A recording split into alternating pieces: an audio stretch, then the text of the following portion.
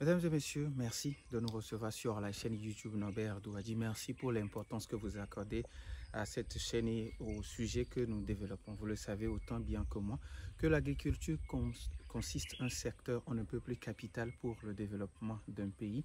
Et plusieurs questions restent posées sur l'agriculture au Togo. Quels sont les défis de l'agriculture, surtout dans la région maritime? Pourquoi, malgré les projets qu'on développe dans le domaine de l'agriculture ne décolle pas, l'agriculture ne se développe pas dans notre pays? Pourquoi aujourd'hui les financements de l'agriculture posent problème? Ce sont tous ces sujets qui m'ont amené à Zobépimé, dans la préfecture de l'Avé, où je vais à la rencontre d'un jeune journaliste qui, par la force des choses, a décidé de devenir exploitant agricole. Il s'appelle Jérémy Gada. Bienvenue.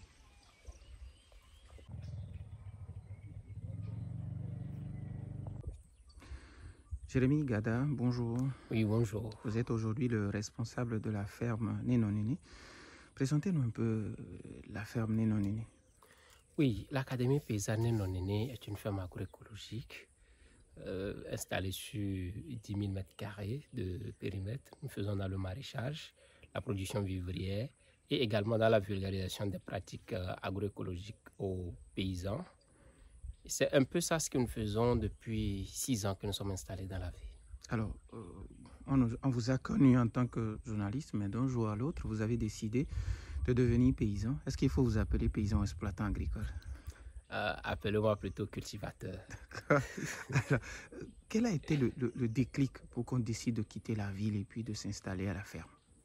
Bon, vous savez, il y a une chose qui est de parler, l'autre chose est de pouvoir proposer des solutions qui sont viables. Sur beaucoup de projets, j'ai eu à travailler avec les paysans, les producteurs, je vois un peu leur mode de vie et tout, il y a certaines difficultés.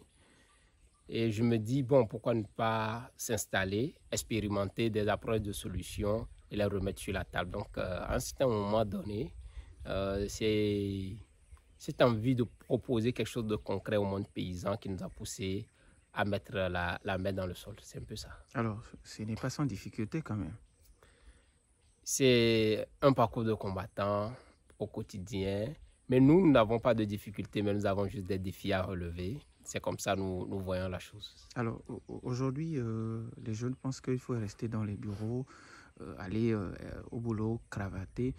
Si vous avez un message à l'endroit de ces jeunes-là qui pensent aujourd'hui que, bon, on ne peut pas aller à l'école pour devenir enfin cultivateur comme vous. Moi, je dirais parfaitement, ils ont raison. Tout le monde n'est pas obligé d'être cultivateur ni producteur. Sur la chaîne de valeur, il y a plusieurs maillons sur lesquels ils peuvent se positionner. Il y a peut-être aujourd'hui ce qui manque plus dans la chaîne des valeurs, c'est la logistique. On a besoin de transport qui organise ces genres de transport. Aujourd'hui, on a besoin des informaticiens pour avoir des logiciels de gestion des fermes et tout. Donc, ils ne sont pas forcément obligés de se salir, mais ils peuvent encore proposer des services. Et ça aussi, on en a besoin, c'est aussi l'agriculture. Vous avez dit que vous n'avez pas de difficultés, mais vous avez des défis. Alors, quels sont les défis auxquels vous êtes confrontés? Le plus grand défi aujourd'hui, c'est les aléas climatiques que nous ne maîtrisons pas. Tantôt, on se retrouve avec des périodes de sécheresse, tantôt, c'est des pluies qui sont abondantes, avec des vents violents. Et beaucoup de paramètres qui changent, que nous ne maîtrisons pas. Ça, c'est le plus grand défi.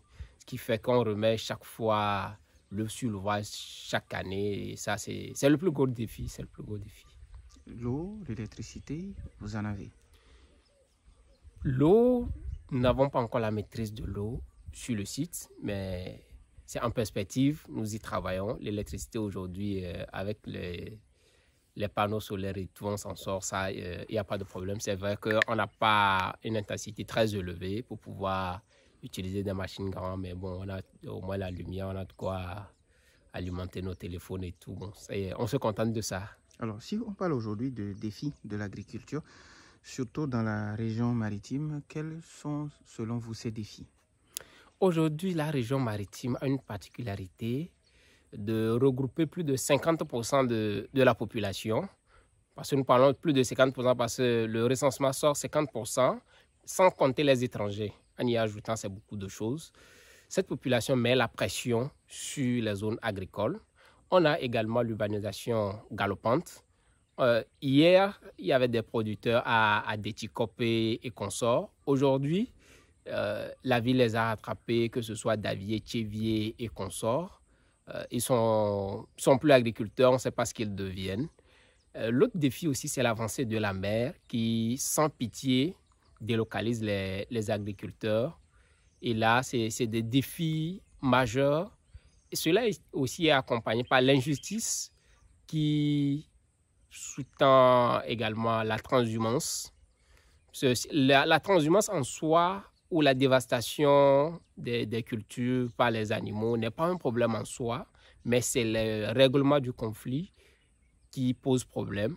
C'est là où il y a beaucoup d'injustice. Je pense qu'il y a plusieurs défis, mais regroupés en de grandes thématiques, on peut se contenter de ces défis-là. Alors aujourd'hui, on l'a bien constaté qu'il y a assez de projets dans le secteur de l'agriculture dans notre pays. Malheureusement, les résultats ne sont pas au rendez-vous, l'agriculture n'évolue pas comme il le faut. Comment est-ce que vous pouvez expliquer? Est-ce que vous avez cherché à comprendre ce phénomène? Bon, je dirais que j'ai eu la chance d'être des deux côtés de la table. Dans mon métier de journaliste, j'ai eu à participer à plusieurs missions de terrain sur plusieurs projets dans le secteur agricole. Et également, en tant que leader paysan, j'ai eu à participer également à la mise en œuvre de plusieurs projets. Pour moi, le grand défi, c'est l'identification des bénéficiaires. Le projet est bien conçu, destiné aux agriculteurs, mais à l'exécution, on se retrouve avec des fonctionnaires qui sont des bénéficiaires, ce qui fait que la cible même des projets sont détournés, ce qui fait que aujourd'hui, il y a pas mal de projets, mais qui ne bénéficient pas au secteur agricole. Alors maintenant, le financement de l'agriculture, même ça pose problème dans notre pays.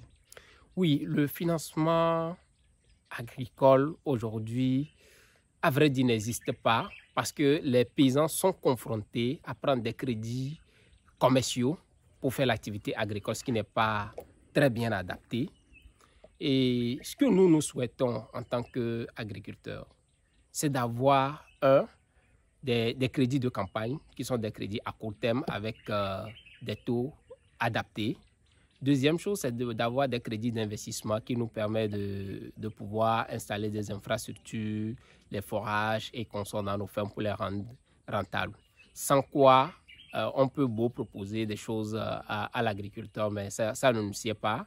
Et notre plus grand rêve, c'est d'arriver un jour à des banques agricoles pour éviter de nous mêler aux institutions commerciales et tout, pour ne pas prendre des crédits qui ne sied pas à notre activité. Alors, depuis le mois de janvier 2024, on parle de la globalisation de l'assurance maladie universelle. Je ne sais pas si votre secteur aussi est pris en compte. Aujourd'hui, l'agriculture reste le parent pauvre de cette assurance et c'est très regrettable pour nous. Producteurs, on se sent oublié. Je pense que l'argument qui sous-tend la non prise en compte des agriculteurs, c'est on ne sait pas comment est-ce qu'on peut nous précompter.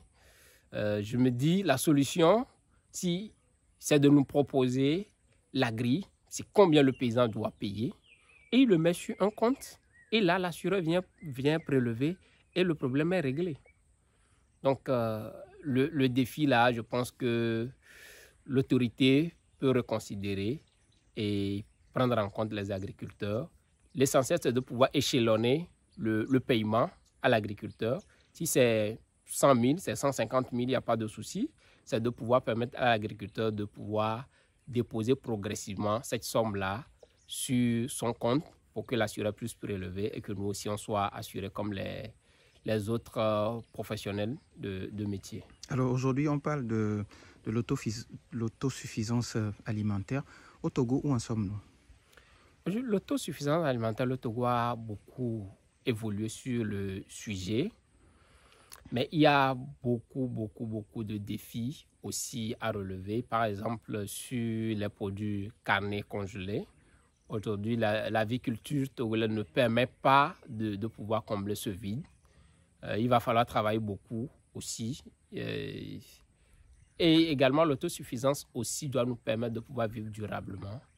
Là, nous avons besoin des produits qui sont sains, qui nous permettent de vivre.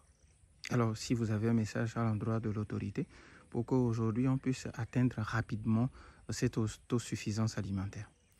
Bon, aujourd'hui, l'autosuffisance, c'est très facile. Parce que moi, je dis, les statistiques montrent que c'est 77% de la population qui doivent nourrir, disons, 28 ou 27% de la population. Ce n'est pas difficile.